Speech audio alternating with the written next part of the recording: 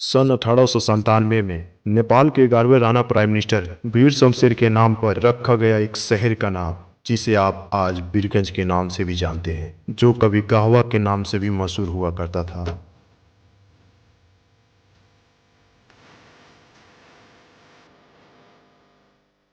अगर हम इतिहास खोलकर देखें तो वीरगंज उन चुनिंदा शहरों में से एक था जहां से कभी रेल भी गुजरा करती थी।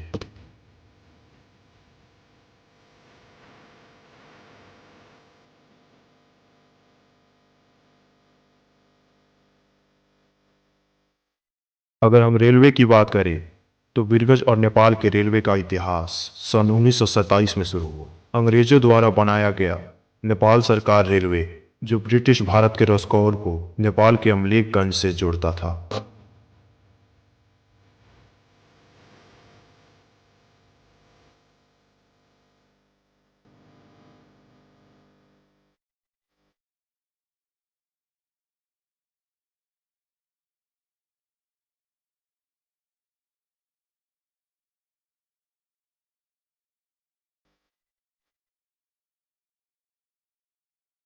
वीरगंज का ये रेलवे स्टेशन कभी घंटाघर के पास भी हुआ करता था, जो वर्तमान समय में इतिहास के पन्नों में सिमट गया।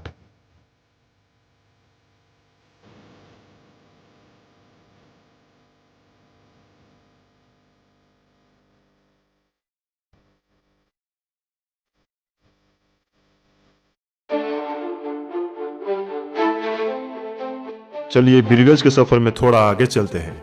वीरगंज का इतिहास अभी यहीं नहीं थमा, इसके सामने और बड़ी चुनौतियां आने वाली थी।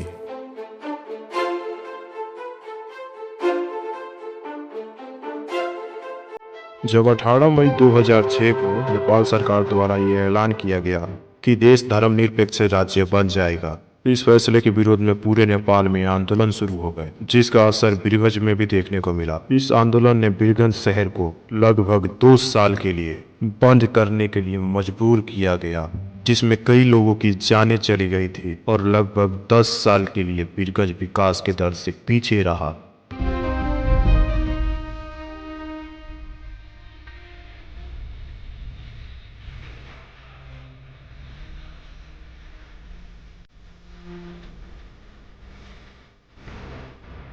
वीरगंज में यह आंदोलन का सिलसिला यही नहीं थमा। 2015 के नए संविधान में मधेसियों का हक न मिलने की वजह से तराई और वीरगंज में मधेसियों द्वारा आंदोलन शुरू हो गए, जिसमें 50 से ज़्यादा लोगों की जानें चली गई और 4000 से ज़्यादा लोग घायल हो गए।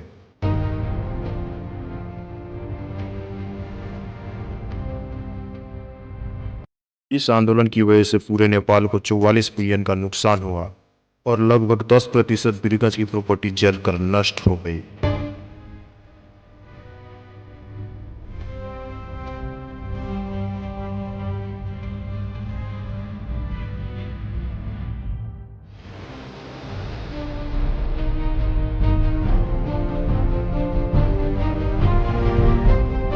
चलिए इतिहास के पन्ने से उठकर आज के वीरगंज के बारे में जानते हैं। 3 लाख की आबादी वाला ये शहर नेपाल का 5वां सबसे बड़ा शहर है, जिसका कुल क्षेत्रफल 75 स्क्वायर किलोमीटर है। दशकों से वीरगंज का आकर्षण का केंद्र माई स्थान मंदिर, वीरगंज का घंटाघर और घरियरवा पोखरी रहा है, जो यहाँ आने वाले लोगों को आकर्षित करता है। चलिए इन सब की खासियत भी बता देते हैं आपको। सदियों से लगने वाला माई स्थान मेले को देखने देश और विदेश से 5 लाख से ज्यादा लोग आते हैं। यही नहीं, वीरगंज के घरियरवा पोखरी फोटो खिंचाने के लिए, टिकटॉक बनाने के लिए और खास छठ पूजा के लिए भी जाना जाता है।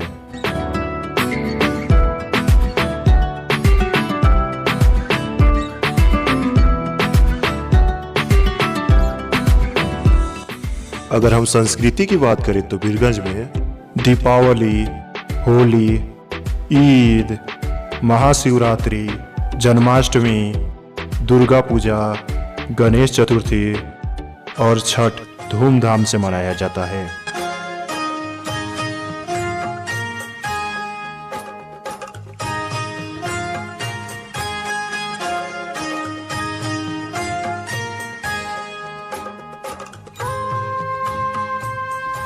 अगर हम शिक्षा के क्षेत्र में बात करें तो फिर बीरगंज में एजुकेशन की शुरुआत त्रिजूद स्कूल से हुआ, जो जंग बहादुर राणा ने अपने शासनकाल में बनवाई थी। और ठाकुराम कैंपस शहर के साथ साथ नारायणी जोन का पहला कैंपस है। यही नहीं, Gautam school, GHP school, Kadambari academy, Vidya Sadan school, BPC college, हरिकेतन बहुमुखी कैंपस और अन्य कॉलेज और स्कूलों ने बीरगंज को शिक्षित बनाने में अपना योगदान दिया है।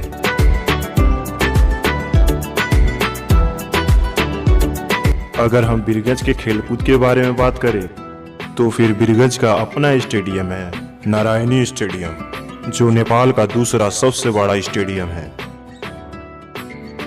जहां पर हर साल T20 क्रिकेट टूर्नामेंट खेला जाता है। और नेपाल में डे नाइट क्रिकेट मैच पहली बार यहीं खेला गया था। यही नहीं, नेपाल के राष्ट्रीय टीम के खिलाड़ी आरिफ शेख, अविनाश कर्ण, राशिद खान जैसे प्लेयर बीरगंज के ही रहने वाले हैं।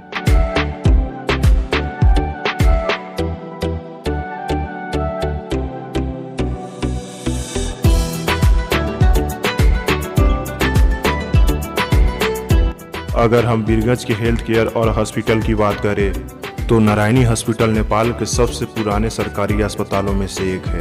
इस शहर में कई अन्य बड़े और छोटे अस्पताल हैं, जैसे कि national medical, advance hospital, Kedia hospital और अन्य अस्पतालों के कारण देश भर से लोग यहां पर उपचार कराने आते हैं।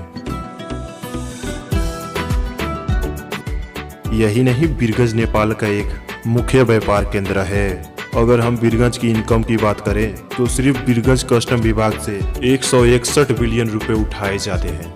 अगर ये रुपए बीरगंज के विकास में सिर्फ एक साल के लिए लगा दिए जाएं तो फिर बीरगंज शहर नेपाल का एक सबसे बड़ा विकसित शहर बन जाएगा।